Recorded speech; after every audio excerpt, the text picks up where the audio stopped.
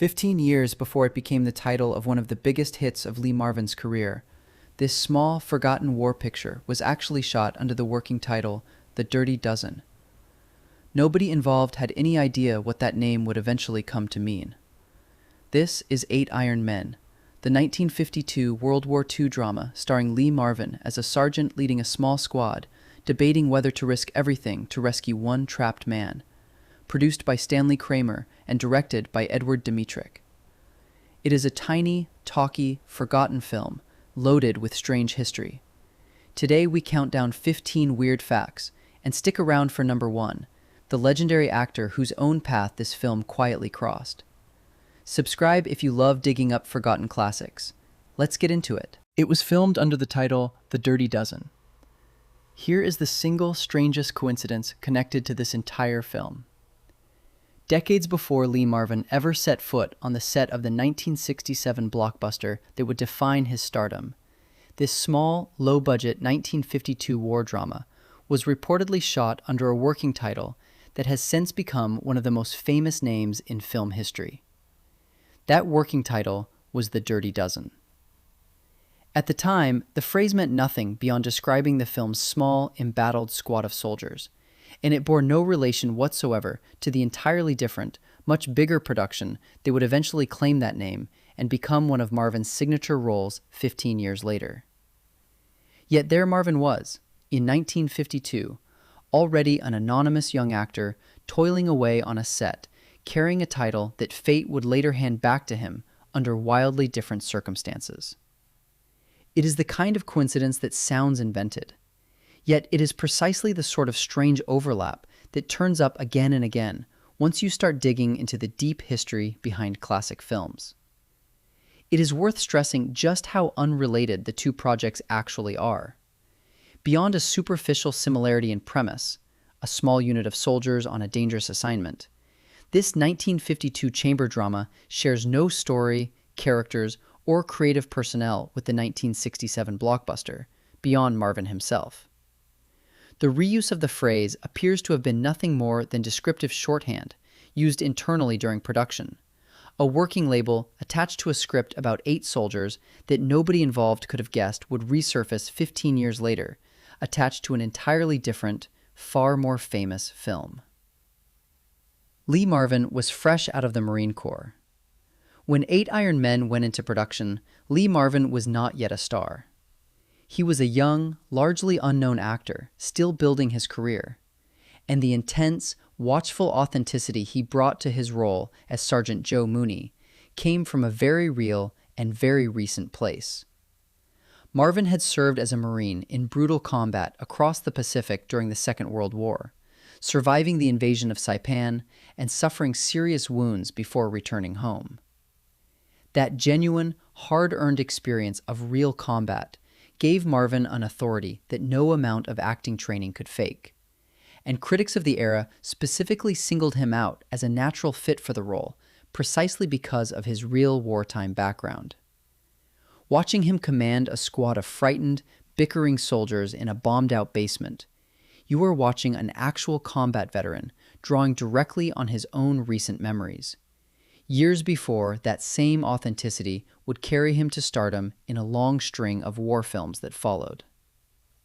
At the time of filming, Marvin was still only a handful of years removed from his own discharge, meaning the fear, exhaustion, and moral weight his character carries on screen were emotions he had genuinely lived through, rather than simply imagined for the camera.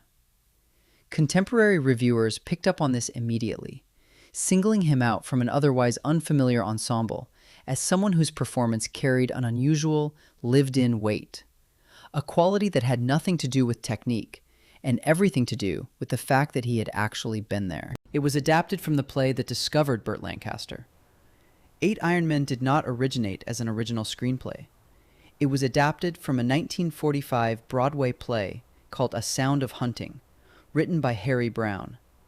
And that stage production carries a remarkable claim to fame entirely separate from this film. The original Broadway run starred a then relatively unknown actor named Burt Lancaster in the leading role of the sergeant. That stage performance is widely credited as the very production that first got Lancaster noticed by Hollywood talent scouts, effectively launching the film career of a man who would go on to become one of the biggest stars of his generation. 7 years later, when Stanley Kramer and Edward Dmytryk adapted the same material for the screen, the role that had once introduced the world to Burt Lancaster was instead handed to a different rising talent entirely.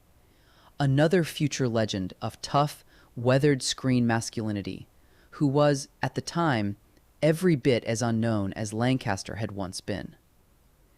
The play itself had been a genuine success on Broadway, running for a respectable stretch and earning real critical attention for its unflinching, dialogue-driven portrait of soldiers under pressure, which made it an appealing property for Hollywood to eventually adapt, even though the material's stage-bound, talky nature would prove a difficult fit for the more visual demands of cinema. A star-studded version was planned years earlier and collapsed. The film audiences eventually saw in 1952 was not the first attempt to bring this story to the screen. According to reports from the era, an earlier production of the same material was planned as far back as 1949, and it very nearly assembled a dramatically more star-powered cast than the one that ultimately appeared. That aborted 1949 version reportedly had Franchot Tone attached to direct, with major stars Glenn Ford and Lou Ayres set to headline the cast, a lineup that would have given the project a completely different profile and pedigree from the low-budget picture it eventually became. For reasons lost to time, that earlier version fell apart entirely before filming began. When the project was finally revived a few years later under Stanley Kramer, it emerged instead as a scrappy, low-budget production, built around a cast of relative unknowns, a considerably more modest fate than the starrier version that had once been on the table. It is a fascinating exercise in speculation to imagine how differently the film might have been remembered had that earlier, more heavily resourced version actually reached the screen. Franchot Tone was, at the time, a respected leading man and occasional director, while Glenn Ford and Lou Ayres were both established, bankable stars, capable of drawing considerably larger audiences than the eventual unknown cast could manage. Instead, circumstance handed the material to a group of relative newcomers, and in hindsight, that accident of timing arguably did the story a favor, allowing several genuinely gifted young actors the chance to be discovered, rather than simply supporting a cast of already famous names. The unknown cast was a deliberate choice. Casting 8 Iron Men with a roster of largely unfamiliar faces was not a compromise forced by budget alone. According to accounts of the production, producer Stanley Kramer and director Edward Dmytryk deliberately chose to fill the film with relative unknowns, believing that unfamiliar faces would lend the story a rawer, more convincing sense of authenticity than recognizable movie stars could provide. The gamble paid off in ways the filmmakers could not have anticipated at the time. Several members of that supposedly anonymous cast went on to considerable success in the years that followed, none more so than Lee Marvin, but also including Richard Kiley, who would later become a 2-time Tony Award-winning Broadway legend. What began as a calculated artistic choice to strip away star power in favor of realism ended up, in hindsight, assembling a genuinely remarkable cluster of future talent that nobody involved could have fully predicted. It is worth remembering just how much of a gamble this was for a working studio production. Casting known stars offered a built-in marketing hook and a measure of guaranteed box office interest, while betting on unknowns meant the film had to succeed purely on the strength of its story and performances, without any famous names to help sell tickets. That the strategy worked out so well in retrospect, given how many of its cast went on to significant careers, says a great deal about Kramer and Dmytryk's eye for genuine talent, even if the film itself struggled commercially at the time. Richard Kiley went from this film to Broadway immortality. Among the young, unknown actors populating 8 Iron Men, Few had a more storied future ahead of them than Richard Kiley, who plays Private Coke, one of the squad members debating whether to risk their lives for a trapped comrade.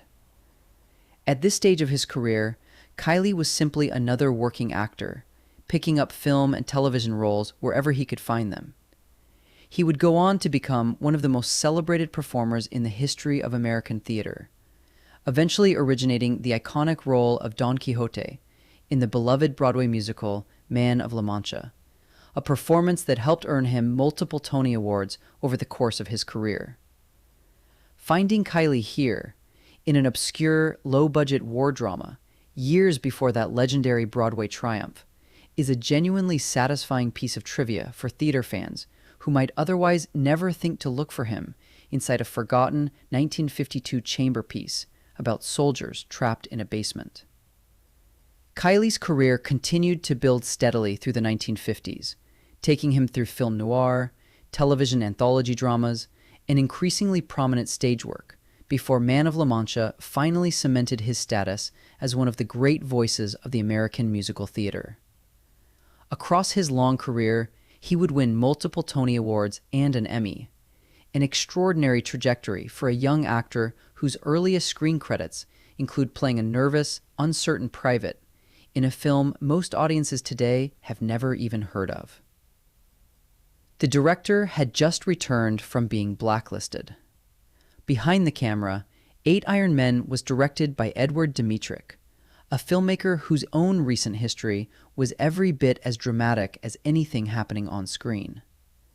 Just a few years before making this film, Dmytryk had been one of the Hollywood 10, a group of filmmakers who refused to cooperate with the congressional investigation into communism in the entertainment industry, a stance that got him blacklisted and eventually sentenced to prison.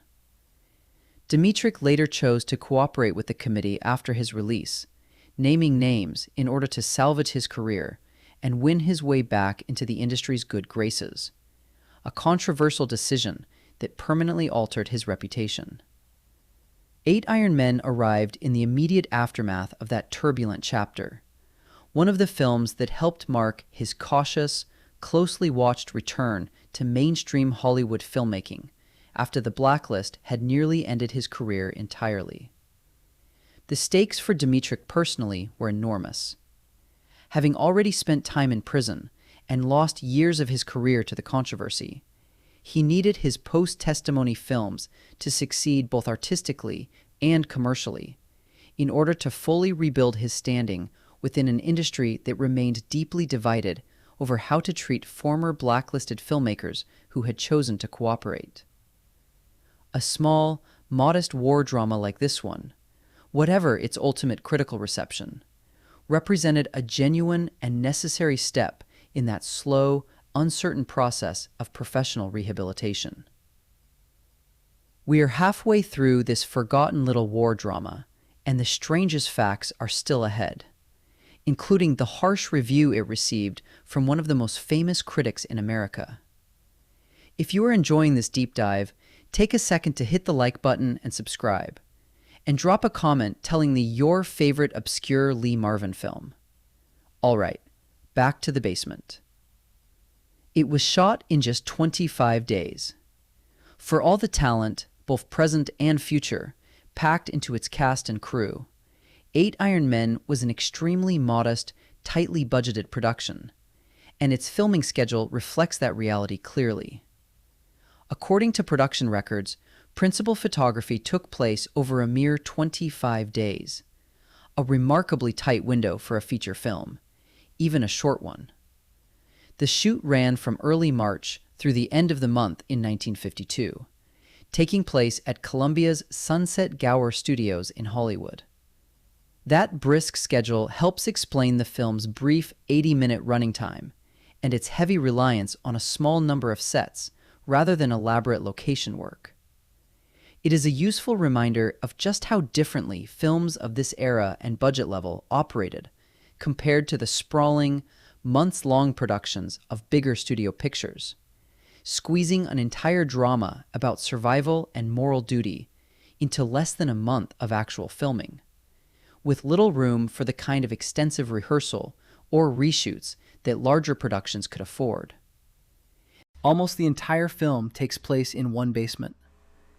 Eight Iron Men embraces its origins as a stage play with unusual honesty, and nowhere is that more apparent than in its setting.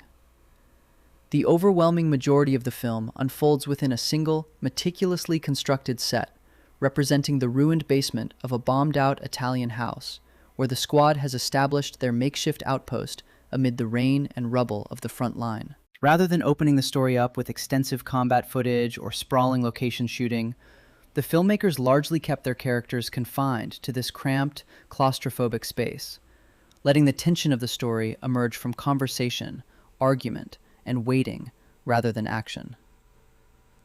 That theatrical confinement, inherited directly from the material's origins as a Broadway play, gives the film an intimate, almost suffocating atmosphere that action-heavy war films rarely attempt, forcing the drama to live entirely in the dialogue and the mounting dread among the trapped men. The production designer's work on that single, ruined basement set carries an unusual amount of the film's dramatic weight as a result, since the rain, the rubble, and the cramped, shadowy geography of the space had to do the job that sweeping battlefield vistas might otherwise handle in a bigger production. Cinematographer J. Roy Hunt leaned into a moody, shadow-drenched, almost film noir visual style to compensate, using darkness and confined framing to generate tension that the story's limited physical scale could not provide on its own. A famous critic tore it apart in print. Not everyone who watched Eight Iron Men upon its original release came away impressed. The influential New York Times film critic Bosley Crowther, one of the most powerful and widely read reviewers in the entire country at the time, published a genuinely scathing assessment of the picture that has followed it ever since. Crowther described the film in remarkably harsh terms, calling it dismally meretricious, and criticizing what he saw as an uneven mixture of smoldering dugout drama and cheap, exploitative material. He argued that Harry Brown's own screen adaptation of his celebrated play had come off as a crass and pointless film, a startling rebuke, considering Brown was adapting his own celebrated source material. That kind of blistering, high-profile dismissal from one of the era's most powerful critics likely contributed to the film sinking into the relative obscurity where it remains today. Crowther's review carried genuine weight in an industry where a scathing notice in the nation's most influential newspaper could meaningfully shape a small film's commercial fate. For a modest, low-budget picture without major stars to fall back on, that kind of public drubbing from the most read critic in the country was a considerably harder blow to absorb than it would have been for a bigger, more heavily promoted studio release. And it likely played no small part in the film quietly slipping out of theaters and out of public memory almost as quickly as it had arrived. Reactions to it remain sharply divided even now. Decades after its rough initial reception, Eight Iron Men continues to split opinion in a genuinely striking way. On the review aggregation site Rotten Tomatoes, the film holds an unflattering critic score of just 33%, based on the small handful of professional reviews that exist for it, reflecting that original critical skepticism. Yet ordinary audiences who have discovered the film in the years since have often responded far more warmly. On the popular database IMDb, the film carries a considerably healthier average rating of 6.5 out of 10, drawn from hundreds of individual viewer ratings, suggesting that regular film fans have found more to appreciate in its stripped-down, dialogue-driven tension than the critical establishment did back in 1952. That gap between critical dismissal and quiet audience appreciation is a pattern that shows up again and again with small, overlooked films, and Eight Iron Men remains a clear example of it. What seems to divide viewers most is exactly the quality that frustrated Bosley Crowther: the film's insistence on talk over action, dialogue over spectacle. Modern audiences accustomed to seeking out slower, character-focused dramas often find that very same quality genuinely compelling rather than tedious, appreciating a small war film willing to let its tension build through argument and hesitation rather than gunfire, which may explain why the picture has found a quieter, more patient audience among classic film enthusiasts decades after its rocky initial reception. The play's writer had lived the war himself. Harry Brown, the man who wrote both the original Broadway play and the screenplay for 8 Iron Men, was not simply an armchair observer imagining what combat might feel like. Brown had genuine, direct experience with the machinery of the Second World War, having worked as a writer covering the conflict, which gave him first-hand exposure to the language, rhythms, and psychological weight of the soldiers he was writing about. That grounding in real wartime experience is a large part of why the material, both on stage and on screen, carries such a convincing sense of the boredom, tension, and moral anguish that define small unit combat, far more than any sweeping battle sequence could. Brown's writing focuses almost entirely on the agonizing human decision at the center of the story, whether to risk more lives to save one man, a question that clearly emerged from an author who had spent real time close to the machinery of war, rather than simply imagining it from a distance. Brown went on to have a substantial career writing for both stage and screen, eventually earning recognition, including an Academy Award nomination for his work adapting other war material. And his ability to translate the specific texture of infantry life, the waiting, the petty arguments, the sudden bursts of fear, into convincing dialogue, is widely regarded as the strongest element carried over from his original play into this modest film version. Its ending was deliberately changed from the play. Adapting A Sound of Hunting for the screen required more than simply filming the existing stage material. And one of the more notable changes involved how the story ultimately resolves. Critics at the time specifically noted that the film's conclusion deviated meaningfully from the ending of Harry Brown's original Broadway play, taking the story in a different direction than the version audiences had seen on stage 7 years earlier.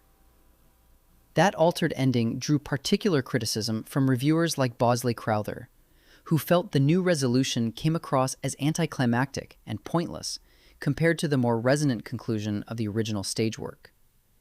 Exactly why the filmmakers chose to shift the ending remains a matter of some historical debate, but the change stands as a clear example of how even a faithful-sounding screen adaptation can quietly rewrite the very moment a story was originally built around, sometimes to the detriment of the material's original power. It shares its cast and crew with another 1952 thriller. 8 Iron Men was not an isolated project for many of the people who made it. That same year, several of the same key figures reunited on an entirely different film, the tense urban crime thriller The Sniper, released in 1952. Producer Stanley Kramer and director Edward Dmytryk both worked on that project as well, alongside actors including Arthur Franz, who appeared in both films.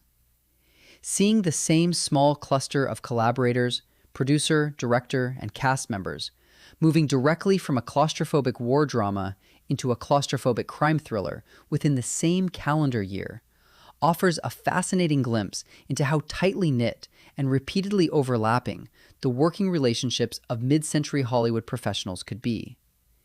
These were not distant, occasional collaborators, but a genuine working unit, cycling through different genres together in rapid succession, as the industry's demanding studio system kept them constantly employed on one modestly budgeted picture after another, often with barely any pause between projects. It quietly handed Marvin the role that once made Lancaster. And here is the fact that ties this entire forgotten film together. 7 years before Lee Marvin ever stepped into that basement set, the very same role he plays, the tough, morally burdened sergeant at the center of the story, had belonged on the Broadway stage to a different young unknown entirely, Burt Lancaster, in the performance that first caught Hollywood's attention and launched his enormous film career. By 1952, Lancaster was already one of the biggest stars in the world, while Marvin was still an unproven talent, scraping together whatever roles he could find. Without either man necessarily realizing the full symbolism of it at the time, 8 Iron Men quietly passed the exact role that had once discovered Lancaster into the hands of the man who would eventually rival him as one of the screen's great embodiments of hardened, battle-scarred masculinity. Two future legends, connected across 7 years by the very same character, in a film almost nobody remembers today. Lancaster's own path from that Broadway stage had been meteoric, taking him from unknown theater actor to one of the defining leading men of the entire decade in a remarkably short span. Marvin's rise would prove slower and considerably more gradual, built patiently across years of supporting roles in exactly this kind of modest, overlooked picture, before he finally broke through to stardom of his own. That the same battle-worn character once served as the launching point for both of their careers, separated by the better part of a decade, is a small but genuinely remarkable thread connecting two of the toughest, most enduring screen presences Hollywood ever produced. One already famous, the other still years away from the recognition he would eventually earn. So there you have it. 15 weird facts about a tiny, talky, forgotten war drama once shot under the exact title of Lee Marvin's future blockbuster, adapted from the play that discovered Burt Lancaster, and made by a director just emerging from the Hollywood Blacklist. It was torn apart by critics and quietly embraced by the audiences who found it, and buried in its unknown cast were a future Broadway legend and one of the toughest screen icons Hollywood ever produced. Some of the richest film history hides in the smallest, most overlooked corners, waiting for someone to go looking.